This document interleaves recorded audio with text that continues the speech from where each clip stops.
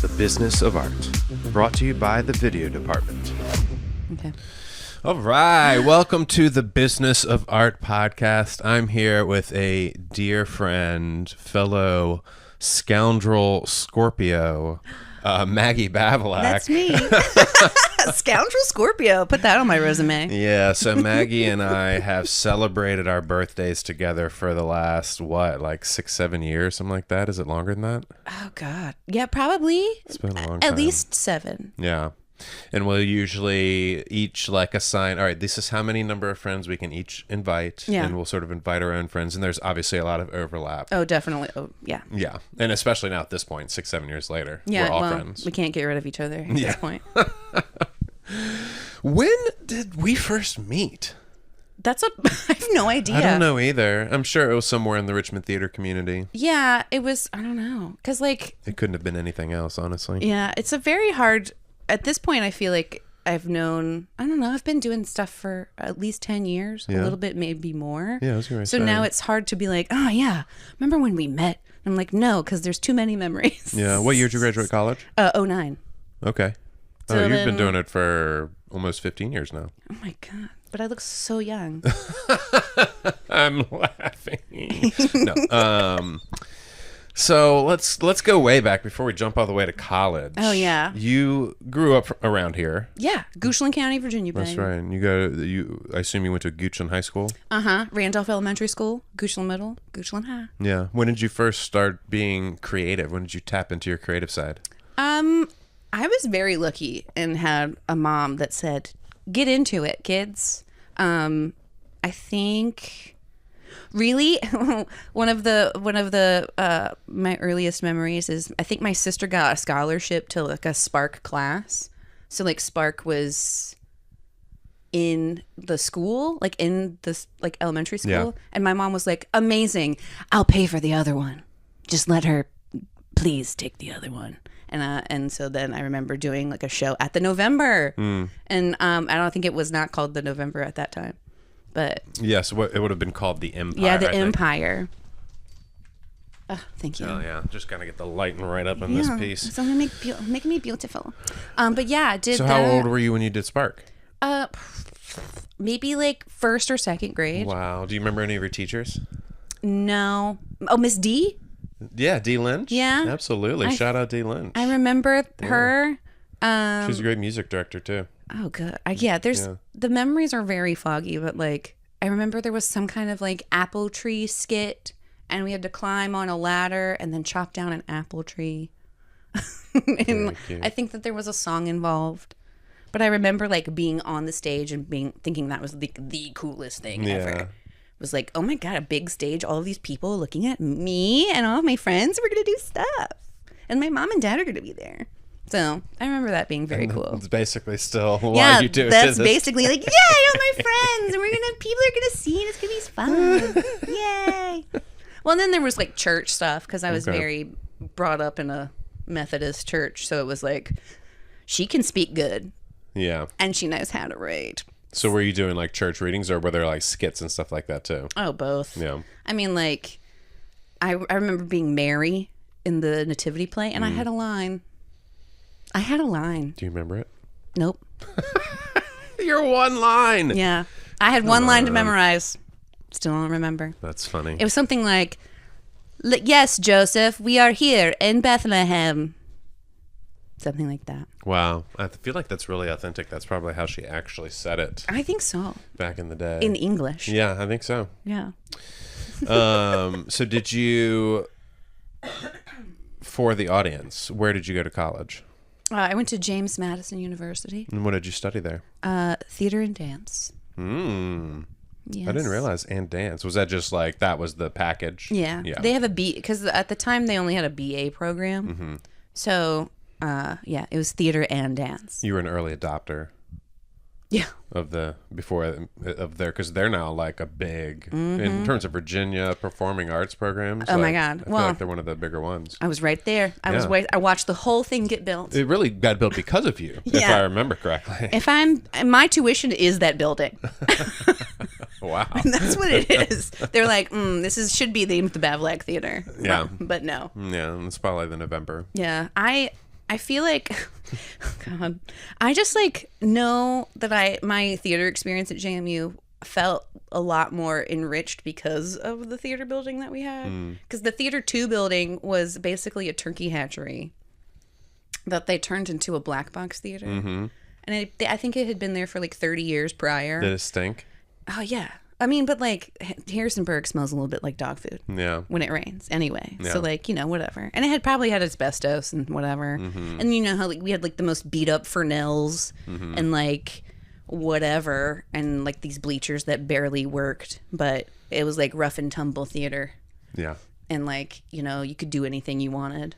And like the paint was so thick on the floor that you would drill into the floor and everything would be stable. You'd be like, great, that's fine.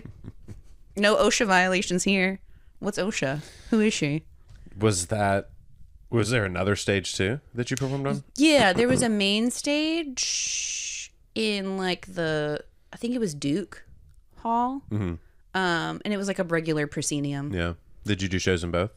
Yeah. What are some highlights? What are some highlights? I remember being in at the Theater 2 building. I was in Fat Pig, and that was like one of the first times I was like a lead ever in anything.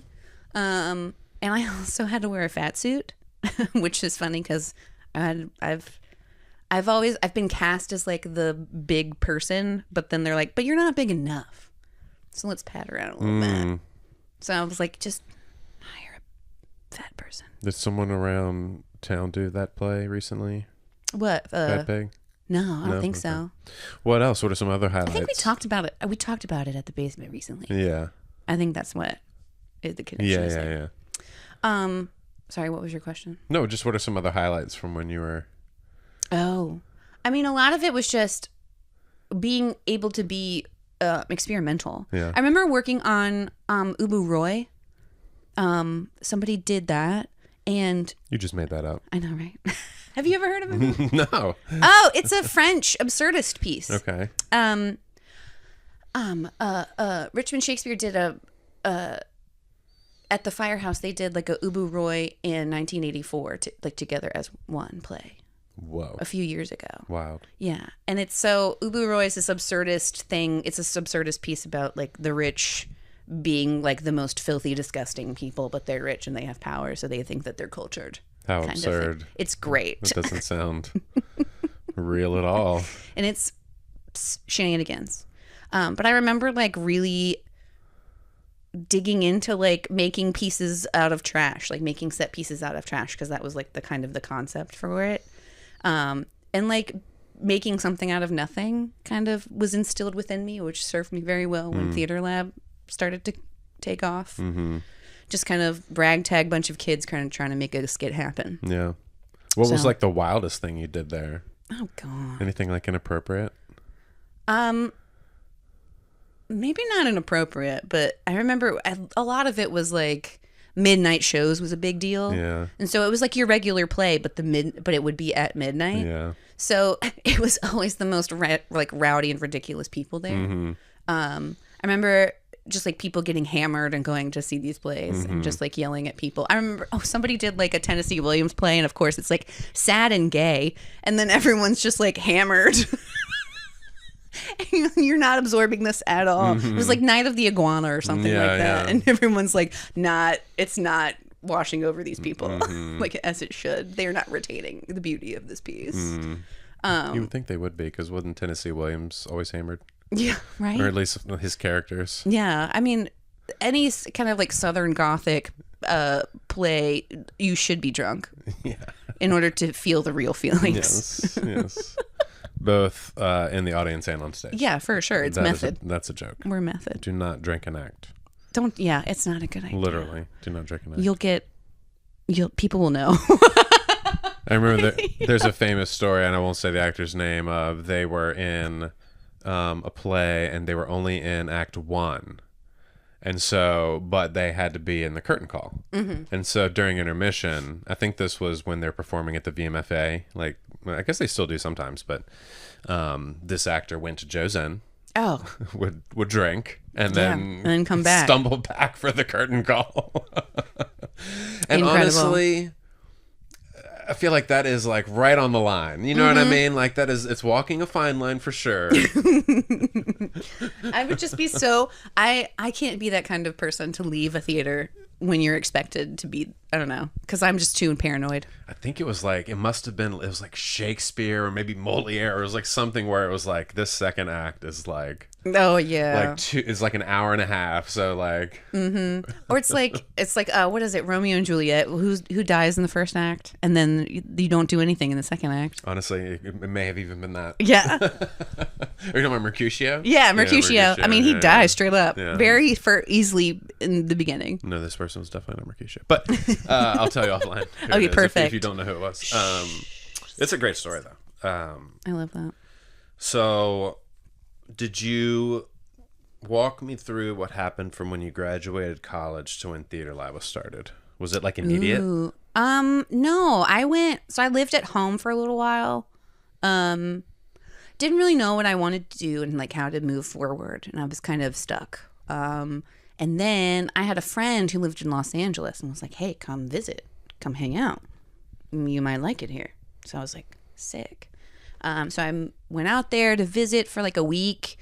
And then by the time I came back, I had made the decision that I was like, I'm just going to move to Los Angeles because there's people I know here and I feel like I have a chance to do something interesting and different. And so I did it. And I was working for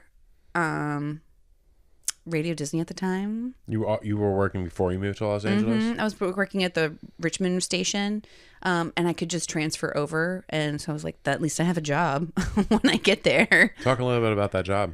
It was promotions. So it was basically like, people would do radio remotes and they'd say, come promote this, this car dealership is opening. So then I'd go and basically be the radio DJ and kind of like bring that essence to the gig. So it was a lot of like playing games, giving out prizes, talking points, hosting basically. Were you on air Yeah. while you were doing that? No. Gotcha. It wasn't like live on air events, but it was like we ended up doing like they have to do like a PSA show, like a public service kind of thing. And so it would be like community outreach. And so we would have it was called the Backyard Show. And so it would be like Maymont would come and bring like a hissing cockroach. And we'd talk about what Maymont does and what they need and how to help them and their organization. And then also they bring this cool thing that you can hear on the air. It was fun. Is that a real example? Yeah. Why would they bring a hissing cockroach? Because you can hear it on the radio. So, jeez. Pet that. Is it horror radio? Oh, God, Well, that give me the heebie-jeebies. Make the children scream. Yeah, I'm screaming. Well, it's okay. They brought a flying squirrel a couple times. So And so when you moved to LA, what were you doing? Same stuff? Mm-hmm. What was that like there? Different? huge, big. I mean, it's more like bigger scale, more integration because it was in like the Disney Channel building and like it was more like synergy. So were you like famous? No, Oh. I just hung out with famous people. Uh-oh. Really? Yeah. Like who? I mean, we did events with like, at that time, it was like the Jonas Brothers, Miley Cyrus, Selena Gomez, Demi Lovato, You just named like three of the biggest Zendaya. people in the world. Yeah, Four. it was like a lot of but there And the was like their Jonases too, really. yeah, and their Disney Channel star. Though. Yeah. So they were like kids, and it was just like events. Basically, I was like the facilitator. The Disney farm. Yeah. They were raised crank on the them Disney out, farm. crank them Yeah. out. So it was like Did you ever meet Ryan Gosling? no, No. that's Time didn't overlap. no. yeah. I was too late for his like young Hercules phase. Were these people generally nice? Oh yeah. I mean, but like again, my interactions were like a minute. It's mostly just like, thank you so much for coming, blah blah blah. Here's the layout of this interview. Have fun. Goodbye. Yeah. Have fun. Live long and prosper. Cool experience though. Oh, it was great fun. Yeah. Well, and it's also very good because the experience I had there was a lot of like how to conduct yourself and like how to facilitate those kinds of meetings and like making sure everything's comfortable and making a ship run. It's like stage management more than like acting for those kinds of gigs. You enjoyed it? Oh yeah, for sure. Because I like I've recently discovered that my like artistic endeavors, for the most part, I feel more comfortable being plugged into a situation than being a leader in a situation creatively. Because I don't know if I really have a lot of like creative vision for things that people aren't already doing. So I feel like my role is better as someone to help other people have their vision grow rather than have something new to bring. Does that make sense? Yeah. I'm kind of talking around it, but Well, no, it's like people talk about all the time, like the world needs employees. Like not everybody can be a boss. And like you're basically saying the same thing in the creative world. Like the world needs artists. Not everybody can be a director. You know, not everybody can be the producer. But you're a good producer too. I mean, you have plenty of experience in that capacity. Yeah. But even still, it's almost always a producer is like facilitating someone else's vision. Yeah, it's more of a collaborator. Producer is ultimate collaborator role. Yeah. So like that's kind of what I feel more comfortable doing. Because it just makes more sense for me. Because it's a lot less risk with you, like how you envision something. Because like I also have a hard time like killing my darlings in a way. Because I'm like, I'm really stuck on this thing, and like, why can't I get rid of this thing? So then I'm just like, abandon the project because you're never going to get let go of it. Yeah. So might as well just like, it's easier for me, or it's also more fruitful for me to see someone else's project like really take off or be more like filled out, or watch it grow and change rather than like having my own thing. I think that's like, I like when projects are more collaborative, or I think just finding that more interesting. It's also more compelling to watch when you see something where like a director has a good vision of something and they're like, yes, bring that more in there. And like you can tell when people have actually like have other footprints in the sand, I guess you could say is the metaphor I'm looking for there. Does that make sense? Is that a metaphor? I don't know. It is. It's my metaphor, Matt. Footprints in the mud. In the snow. In the sand. Jesus. How long were you in LA? Like a year and a half. Okay. Disney the whole time? Yeah. I mean, and I had like other gigs. I mean, I will say that like Los Angeles was that time for me was really enlightening, and I grew a lot, and it was really hard. So really hard. When you came back to Richmond, you regressed, or no? I've always been based. Let's be real. No, what do you mean? I mean, yeah, I can imagine. It was just tough. Like, just I was alone basically, and I thought I didn't have a lot of support just because everyone in LA was like trying to support themselves and making those connections, and like I didn't have an agent, and I did a bunch of like stuff that really wasn't fulfilling, and like I was working. There was one time I had like 7 jobs at one time, and it was like work at and it was like work at Starbucks at like 4:00 in the morning, have your day there, and then go into the office, the Radio Disney office, and do some planning, and then maybe do an event, and then go work as a PA for like 2 hours on the Paramount lot, or like do whatever. And it was just so much, and I was really exhausted. So by the time I made that decision, I really felt like the need to go home. I was like, I can't be 3,000 miles away from my family anymore. And I just, maybe it's like, and I think that everybody gets, when you get that chance to like go and do and like live in an actual city, like Los Angeles is massive. And it's also just like a place where you can get eaten and devoured. And I was like, I felt the nibbles, And so I was like, I don't want to be consumed. I have to go. And like, not everybody is meant to be in just like in that kind of situation. Whereas like, and like, I think about life now, and like, I'm using my degree. Like I do gigs. I have done more plays than a lot of people I went to college with, because I live in a place where it's abundant, and I can build personal relationships with people rather than like living to audition and having that as the job. Does that make sense? Yeah. Did you do much auditioning while you were out there? Yeah, a lot. But again, like Mostly without commercials, or it was a lot of like voiceover stuff or like hosting gigs or like that kind of thing. And this is like before podcasts really shut off. So it was a lot of like, I don't know, it was a lot of little 2-bit things. And like theater doesn't really exist out there either. So like, you know, theater girl goes to Los Angeles. Theater girl moves to wrong town. But it was also like fantastic. I got to see the Pacific Ocean every day and like live in an environment that was completely bizarre, because you go from Goochland County, Virginia to Los Angeles, California. That's a huge culture change. Yeah. Where'd you live in LA? It was called Little Armenia, which is basically just easternmost Hollywood. Yeah. I live right next to the 101 in this little studio apartment, and I loved it. I loved my building. My building was like this old Hollywood studio place where they one of the studios owned it, and they would house actresses there. And you'd like the built-in and everything. You can kind of, and it had the landlord special everywhere, you know, just painted in white. Thick. Mm-hmm. But it was like this little studio, and I loved that little apartment. I also smoked cigarettes at the time, so it was like smoking in my apartment. You could smoke in your apartment. Oh my God. Yeah, and it had a gas stove, so I would like light my cigarettes on the gas stove and be like, I love this town. Yeah, you're so Hollywood. Yeah, wow. Mrs. Cleaver. It's very 50s housewife energy, and then like mopping while I have my cigarette. Oh God. Yeah, I did love that apartment. It was a good one. So then you moved back to Richmond after about a year and a half? Yeah, it was time.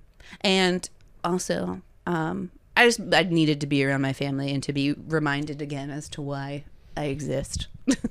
So then I moved back to Richmond, and then I think like end of that year, it was because I kind of think I moved back in like October, November, around that time. And then DJ Gray called me up messaged me on the Facebook and was like, hey girl, you back in town? And I was like, yeah. Oh my God, hi.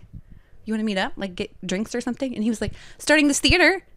You want to audition? And I was like, absolutely, girl. So I was like one of the first auditions, and I just did like this monologue for him, and he was like, yeah, I'm starting this theater thing at Firehouse, and like it's gonna be fun, and this is my friend, and we're starting this company, and we're doing this thing, and like I don't know, let's just like see what's going to happen. And I was like, and the friend is great. Annie. Yeah. Mm-hmm. And he was like, oh my God, let's like see what's going on.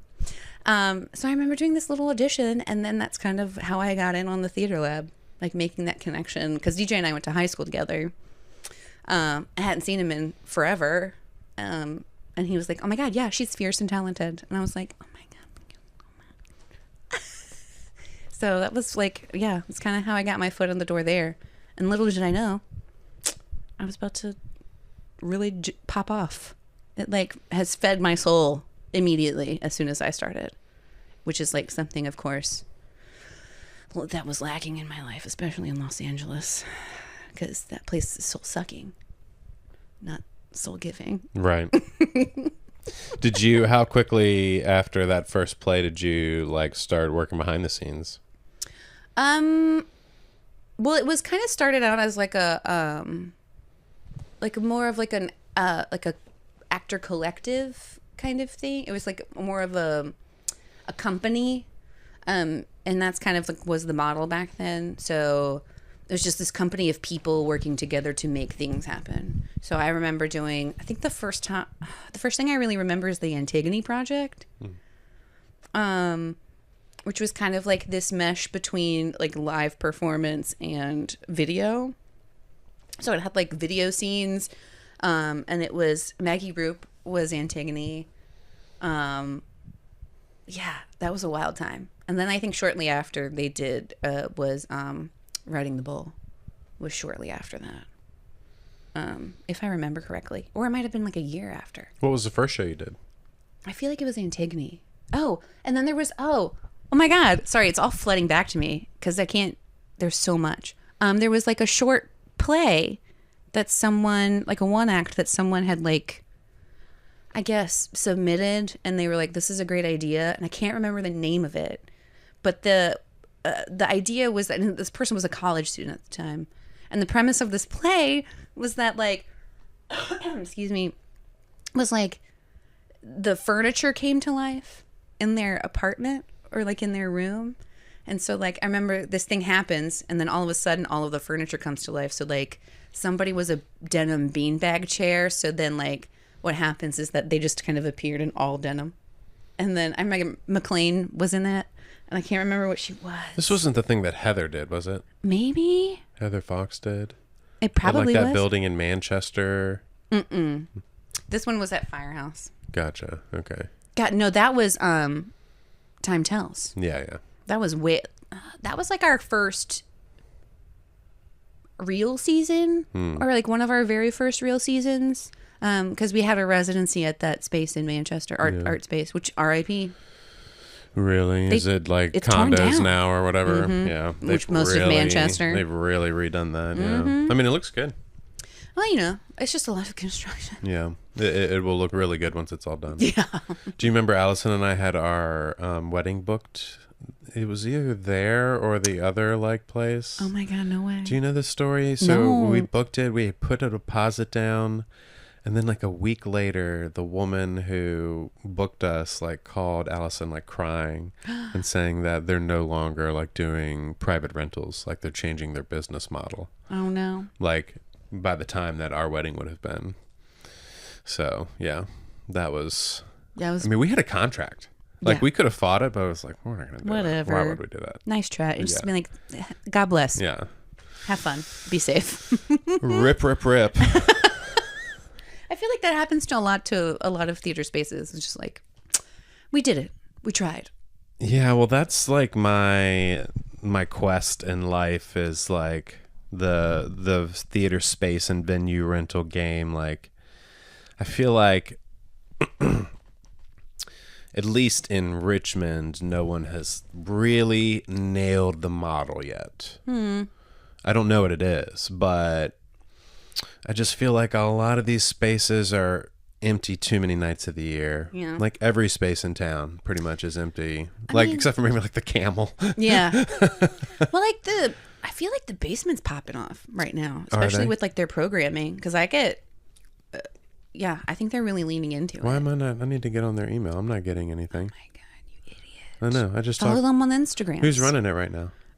It's Matthew owns the space still. Yes. And then Brienne. Yes. She does a lot, and I think there's 2 other people on that board. Not McLean anymore, right? No, because she's in Australia. Right. Oh, jeez. But yeah, there's a couple people. There's, I think, I think her name's Mercedes. Is that how you? Yes, it is Mercedes. Is that how you think Australians sound? Yeah. Isn't that not right? Australia. Australia. Yeah, put me in an Australian play. Yeah. I'll have my dialect on point. Brian Baez, who we all know and love, who is like casting director for Norwegian Cruise Lines, was coming through Richmond. This is when I was very interested in doing a cruise show, and he was like, "Hey, you should come audition." I was like, "Okay, great." I learned like 5 disparate songs. You know what I mean? Like, 'cause it's all jukebox stuff. And then he called me. I mean, days, hours before the audition, and was like, "Actually, do you want to audition for the lead of Priscilla, Queen of the Desert?" And I was like, "So I need to learn now 5 different songs and an Australian accent." It was so bad. My Australian accent was so bad. And you were like, Arnar, hello. Yeah. It's my Oh God, Priscilla. Not my best work at all, but I think the songs went okay. Hey, you can always learn. Yeah. You can always learn an accent. And I would have had to learn to walk in heels too. I think honestly, I think that would have been much harder than. I mean, you have the legs for it. I've done it a few times. You could do it. Yeah, I'm all legs. I'm all legs. Just so. I'm all legs. That would have been fun. Have you ever been on a cruise? Yeah. Yeah. Well, my friend Ryan, who's lifelong friend, again, also a person that can't get rid of me. Sorry, buddy. I love you. He was entertainment manager on cruise ships for a very long time. Yeah. So, and I got to visit him on a Disney cruise, and it was fantastic. Yeah. It was so much fun. Lots of children. So I stayed in the adult areas. Yeah, I was going to say, that does No. not But it's, necessarily equate to fun for me. well, I mean, I got to go on a cruise for like a fraction of the price because he was an officer, so he was in like in a cabin and stuff. But like, You get to stay with him? Mm-hmm. Nice. so it was pretty fun. But like, it's just those cruise ship entertainers, God bless them, because I could never do it. It's a lot. Yeah. You're away from your friends and family for a very long time. And you have no, like Ryan talks about it sometimes, and he'll say, like, the things he talks about is like missing really big life events for people. Yeah. So you miss weddings, you miss funerals, you miss birthdays, you miss all of those things. That's one of the main reasons I stopped doing theater. I missed too many. I missed a really good friend's wedding that I really was upset about, and and then it was like when Allison and I started being serious about one another, it was like, oh yeah, no, we can't do this because like there's too much going on. And especially now we're at that age too where like we said, we snowballed it. Like we got engaged, now like two of her friends are engaged and married. It's like, can you imagine like not being able to go? She got asked to audition for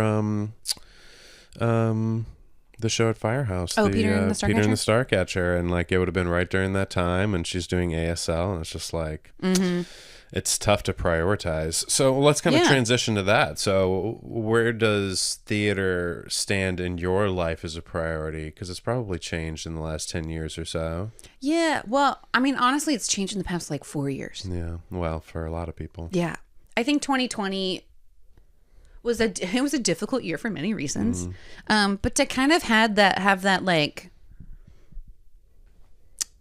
yanked away from you, especially like something that sustains you, like art does for so many people, as it should, to have that kind of creative outlet yanked away, it's bananas. I leaned heavily into like TikTok afterwards, which was a lot of fun.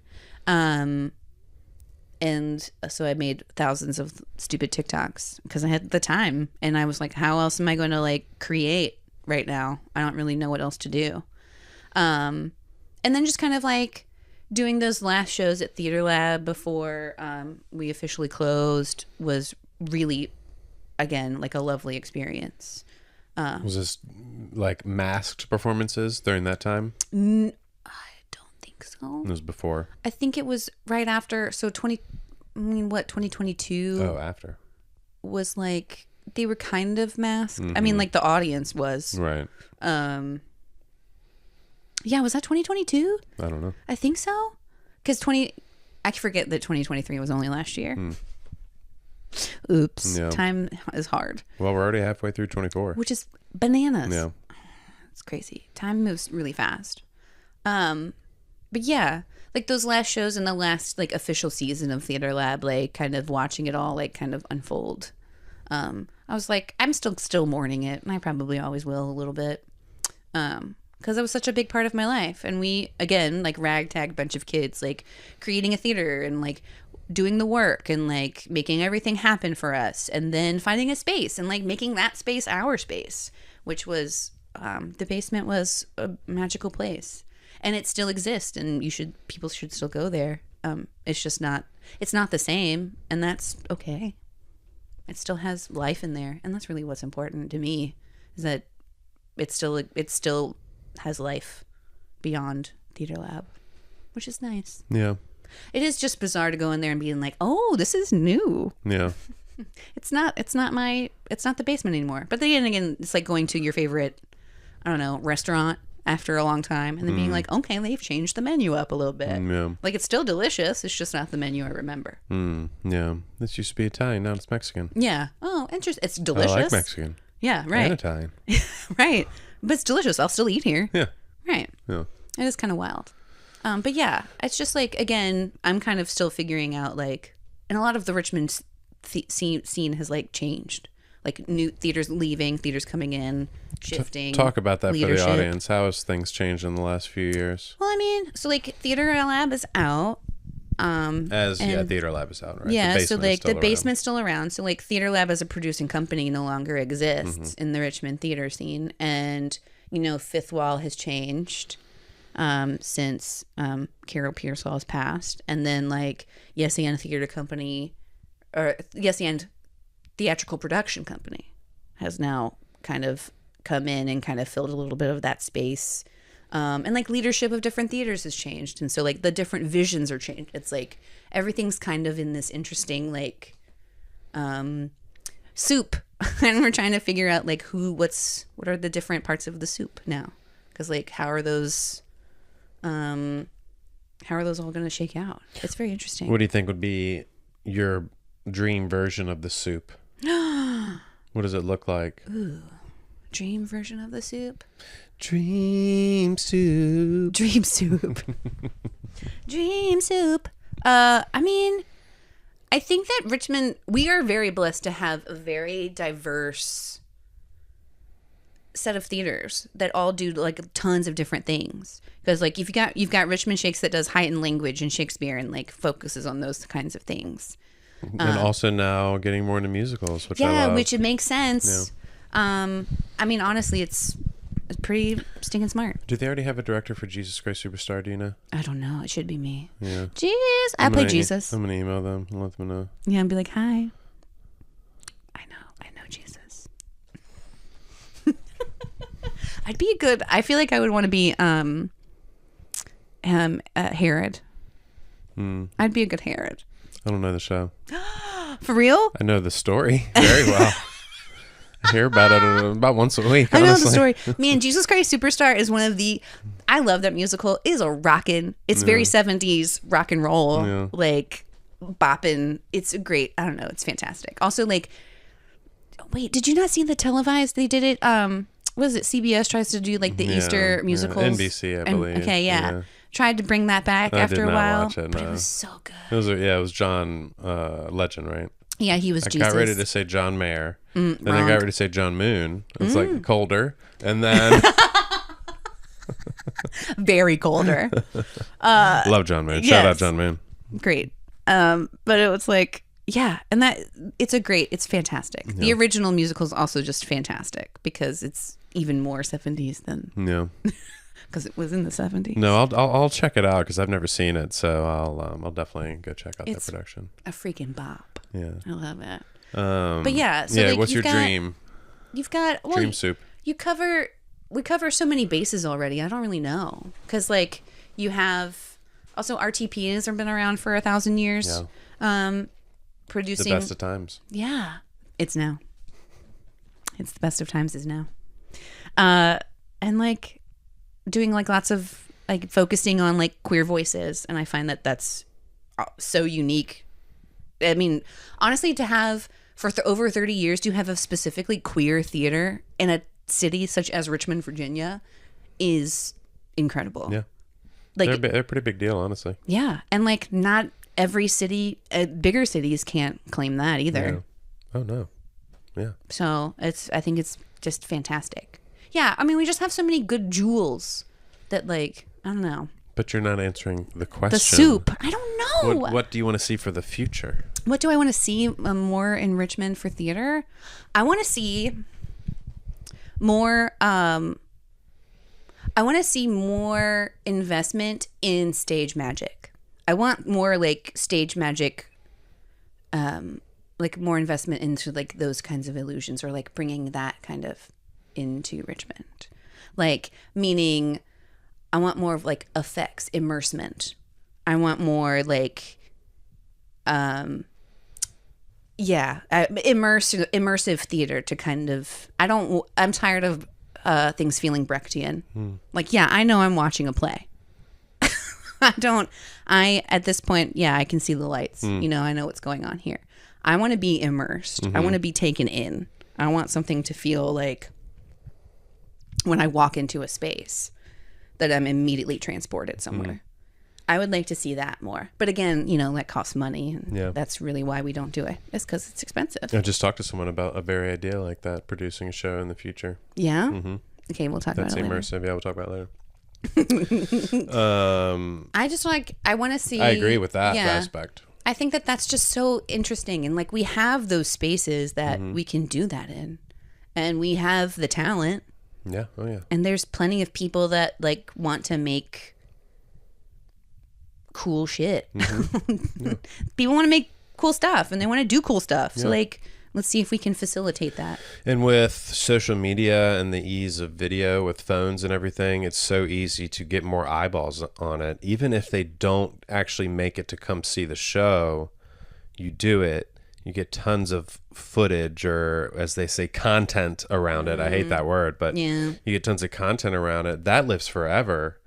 And as people they either see it and can't come, or maybe later down the road, they come in contact with your video, and it's like, oh shit, I wish. I'm not supposed to curse. Oh, smack. I wish that I had seen that. Let me get on their newsletter so that I can see what else they're doing, you know? So I agree. It's like you got to do things. This is a common theme in the podcast, and we can talk about it a little bit if you want, but nostalgia, like, and there are ways to make nostalgia new, and to like do, like, Stranger Things is a great example of like a new thing that is just it wouldn't exist if it wasn't nostalgic. Like, that's the whole appeal of it, is that it's nostalgic. And I'm not saying that we should do Stranger Things in musical, though I'm pretty sure that already exists. I would see, and then you could have sick effects doing the upside down. But yeah, oh hell yeah.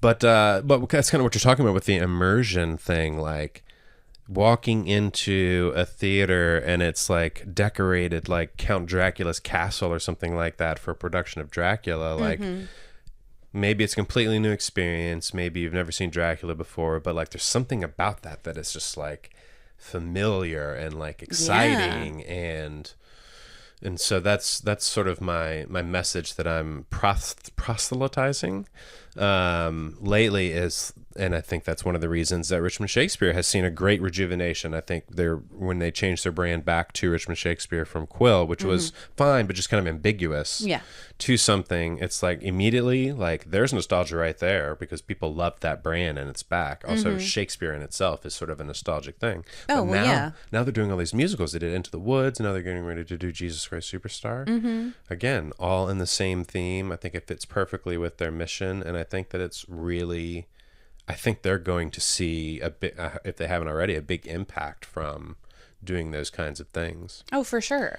Well, and then like, and also that brings a big opportunity to like create those kinds of immersion experiences. All the designers that have to be involved in that kind of thing, and all the hands and costumes, and, you know, interior designers, you know what I mean? Like, potentially working with like other companies to like work with, like, this is not a great example, but like La Difference or whatever, and be like, hey, like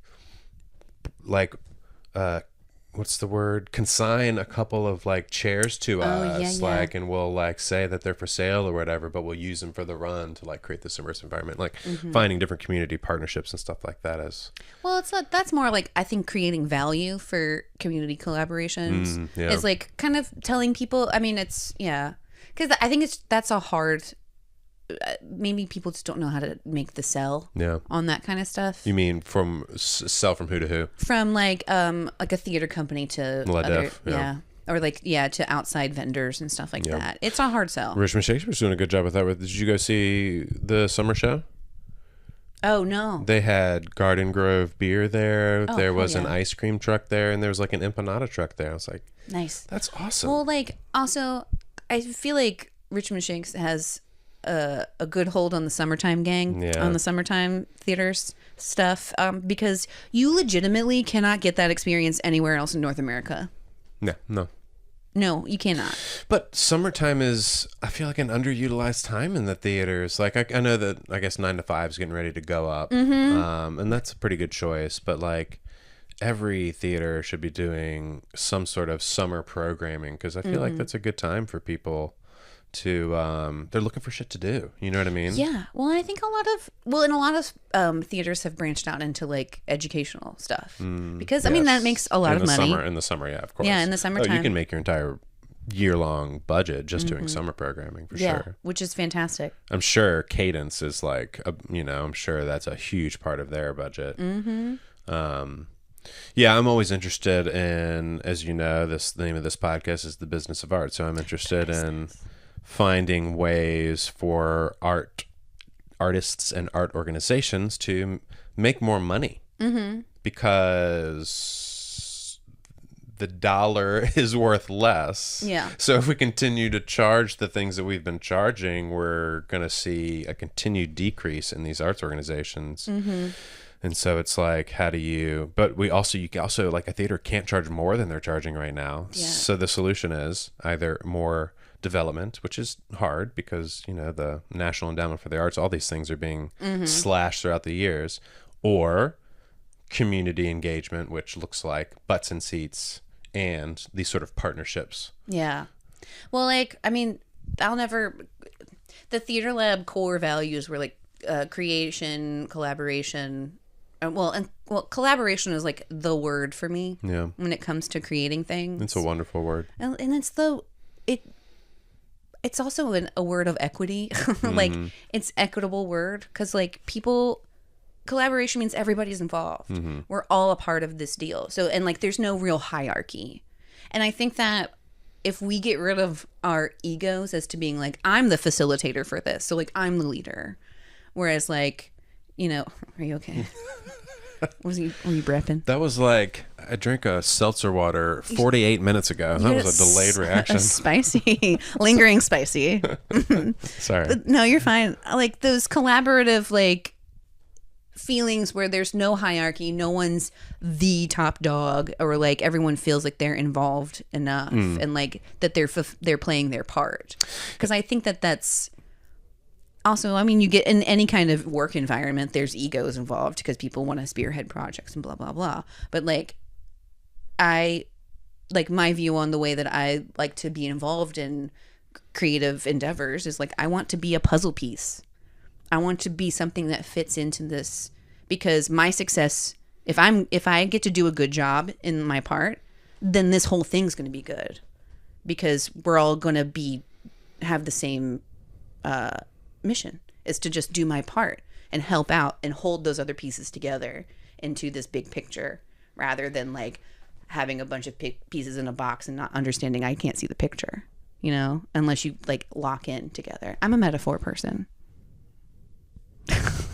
I don't know if they work, but I have them. Yeah, like footprints in the sand. Yeah, footprints in the sand. These are the days of our lives. My only pushback to what you're saying is the hierarchy piece.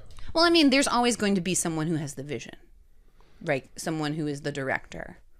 But I mean, like,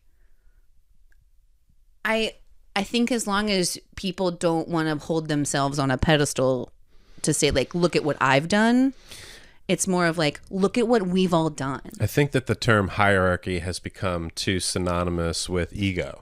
Or like, the higher you get up on the hierarchy, the greater the ego. But you look at like the great leaders of the history of the world, like Marcus Aurelius, like a George Washington, like these are people who did not want to be in that position, but they knew that, well, in Marcus Aurelius, I think that he was probably just in the right bloodline, but he was known as the, like, I think the gentle leader or the kind leader or whatever. Like he's basically the creator of Stoicism. Yeah. And then the other example, you said George Washington. And George Washington also did not want to be president. Like, he was just a great leader of the army, and he was an even-tempered man, and so he was basically like chosen from his peers as like, you need to be the first person to do this, because you're not going to come at it as a place of ego. And, you know, I think we probably have a lot to thank for that one decision of having our first leader. Certainly, I think you could probably argue that the ego has just steadily increased since then. Like, literally, it's just maybe at an all-time high. It's just a straight up. Could be at an all-time high. But yeah, but you understand what I'm saying, where it's like, it's people in leadership positions that aren't there to feed themselves. Yeah. They're like, they are the last to eat, or they are the last person to take from, like, to sip from the cup. Yeah. Like Jesus. Yeah. Hey, let's bring it back. Theme. Huh. We'll sing a hymn at the end of this. Yep. But yeah, it's people that want to work. They want to have work by everyone. Like, you want that engagement. You want that kind of stuff. Yeah. You're not there for the glory. You're there for the work. Yeah. I think that we should have community-centered visions. Yeah. And I think that that maybe is what I think of the soup. And what I have learned is, because I feel like I still fight with ego all the time. I have been a very selfish person in my life. I try to not be. And I feel like the truth is, if you are somebody who wants something really bad and you're outcome driven, it's counterintuitive, but the best way to get those outcomes for yourself is to help other people and to do these things that you're talking about. And that's where I try and be as a leader. And like just recently, like even just this year, I've like really am trying to put myself in more leadership positions and trying to do what you're saying, create opportunities for other people that will also, by the nature of things, circle back around to the video department or whatever it is, so that I can sustain. Like that's because that's how it has to be. Like even if you're a nonprofit, you have to develop, you have to generate revenue so that you can sustain your giving. And I'm sure you feel this way. Like, I wish that I could give so much more. I just don't have much money. And that's why I want to have money. Like not so that I can have a million nice things. I feel like I already have nice things. Well, like, yeah, it's kind of that. Have you ever, there was this website called like Spend Bill Gates Money. And it was like, these are all the things you can buy. This is how much money he's worth right now. And then like try and spend it. And you're like, well, I mean, I legit can't buy 400 Lamborghinis. Like that's ridiculous. So like they wouldn't let you. Yeah. Well, and also just like, do they even make that many a year? Who knows? Yeah, no. I don't know. No. So it's like you can't. There's only but so much that you need to like meet your needs. Yeah. And I think that if maybe this is like more of a cultural or like, I don't know, commentary that I'm saying, but like there's only but so much you need in order to survive. And then you have like levels of comfort on top of that. And then like, what's the point of having wealth on top of it? You're just having, are you giving it away? Are you saving it for like your children? Like, what are you doing with that and even stuff? that's not enough, really. Yeah. And so it's like, well, what are you going to do with this stuff that's extra? You're just going to sit and sit on it, like, and have it accumulate more. And like, it doesn't make any sense. Yeah. Put that money back into things. Cause like, if we everybody talks about like trickle down economics and like, has that even worked? No, because you're not putting the money back into it. Right. So like, yeah, I just feel like there's more of like I don't know, I get into these things, Matt, and I just turned into it's a funnel. But like, you know what I mean? Where it's like you get what you need in order to meet your needs and to survive and to like feel comfortable. But then on the top of that, like everything else is like, if you need help, come get it. I have it. If there's money to give, I'm going to give it.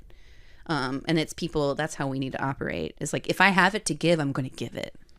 Rather than like, I don't really want to give it. Yeah. I want to hold on to it. Yeah. But for what? Yeah. If you have the opportunity to make change and to invest now, then do it. It's just hard because it's like, especially as we're getting ready to grow our family, it's like, well, yeah, I mean, I may have some money in my bank account that I could give, but I also know that I'm getting ready to have a family. Like, we're going to need a bigger house. Like, I'm going to need to save up. Like, I mean, basically they say like these days, in order to retire at a reasonable age and have enough money to live off of, you have to have like over $1 million saved. It's insane. I hope you started that 401k when you were 8 years old. Exactly. And I did not. And so like, I kind of feel like as much as I do want to give, and you know, I give as I can. I try and donate my time to certain places, and I'll give at church or whatever and stuff like that, like when I can. But it's, you know, I feel this like, this far off goal that I have to like steadily chip away at, because we don't make much money. It's not like I can put away $100,000 a year for 10 years and like and be like, we're fine. Yeah, so it's just really, really tough. But no, that's but it's hard to like manage those as well. Like I get, it's hard to manage all of like, here's what I see for my future. How am I going to get to that future while at the same time like helping out my community and being a part of my community? Yeah. But like, that's why I started this podcast. It's like, I can do this. It's free. People may get some value from it. Like there may be a conversation that some aspiring artist hears and it's like, okay, I need to take this step to do my next thing. Yeah. And then that person may go and affect someone's life. You never know. Be the It's ripple, like, baby. it doesn't cost me anything to do this other than my time. And that is something that I can afford right now. So that's what I'm doing. Yeah. Well, I think that as long as that is like, I think that motivation is a big deal when it comes to like why you want to do things. And to bring it back to like me, because it's all about me. All right, we got to go, podcast. folks. No, but like, like the motivation I had to move out to Los Angeles was to like, I want to be famous. I want to do Yes. this. I want to be a success. Yes. Like, this is why I'm doing this thing. Bad And guess motivation. what? It doesn't work out if you're like, I want to be blah, blah, blah, blah, blah. But if I'm like, you know what, I really want to invest the time and energy into this community and I want to like be a part of something that's bigger than me, then it starts to be more successful. Yeah, I just think that our motivations to do things aren't necessarily community driven. And I think that if we veer into that, like really lean into it, it's only going to make this community stronger and better and more collaborative and beautiful and interesting and vibrant and creative and different and other good adjectives. She's still going, folks. Me, What I think me you're have trying to lots of say words. is people need to leave their footprints in the sand Hey, leave those footprints in the sand, America. of your community. Leave the footprints. And you know what? If someone steps on your footprint, that's great because it pushes your footprint deeper. Footprints. That's going to be the name of this episode. It's footprints in the Maggie sand. Bavolack Footprints. So That's my Christian album. My inspirational album I'm about to release. Footprints. we're about to hit our time. This is the question that I ask everyone. Yeah. What is your advice to, and you may have just kind of said it. It's okay if you repeat yourself. It's okay if you give a totally different answer. What is your advice to aspiring artists who want to be a professional in their industry? Or if not be a professional, at least be fulfilled in like their craft, whatever it is. Oh. The key to being fulfilled is to... that's a toughie. Yeah. I mean, the way that I feel fulfilled is when I can help to make something happen. So like when I feel like I've done a good job and done what I've could, what I have been able, I don't know. Let me start that over. Let me think about it. I mean, man, that's a tough one. I feel like weird. And that's our time, folks. No, I haven't. Well, what I heard in your previous answer was the community part. Yeah. I mean, I think that as long as you're choosing, as long as your motivations on choosing projects is like not things to advance yourself, as long as your motivations are, is this going to be a project that's going to feel good to do? Yeah. And like, I'm going to work with good people and I'm going to tell a good story. I'm going to challenge you again. Advance yourself can be a good thing from the frame of, is this a project that's going to help me grow? Yeah. I don't mean like, is this going to make... Not your career. Yeah. It's your growth as an artist. Like a Make person. you a better at what you're trying to do. That's what I mean. Is like your career is going to go... Your career is going to be more fulfilling if you are choosing projects that fulfill you artistically rather than like to give you more notoriety. Does that make sense? Choosing projects that are either help you artistically or financially. Such as like when I did that Circuit City commercial many years ago. It's a little bit of both. Yeah. It's a little bit of both. Well, also like, you had never done a project like that before? Not that big, no. I mean, that's cool. That's growth, yeah. Yeah. So you're like, cool, this is cool and interesting and new and yeah, I think Is there as a long project as- you've ever done for the money, like just for the money, a creative project? Oh, plenty of times. Especially like when I lived in LA. It was like I just did this so that I remember doing like a My Little Pony RPG project that someone made and I was like, this is $50. I can eat this week. So like there's plenty of projects that you do. And There's like levels of that. yeah. So it's like, yeah, there's plenty of projects where you're like, I literally just need to do this so I can eat this month. Yeah. Or like pay my rent or whatever. Yeah.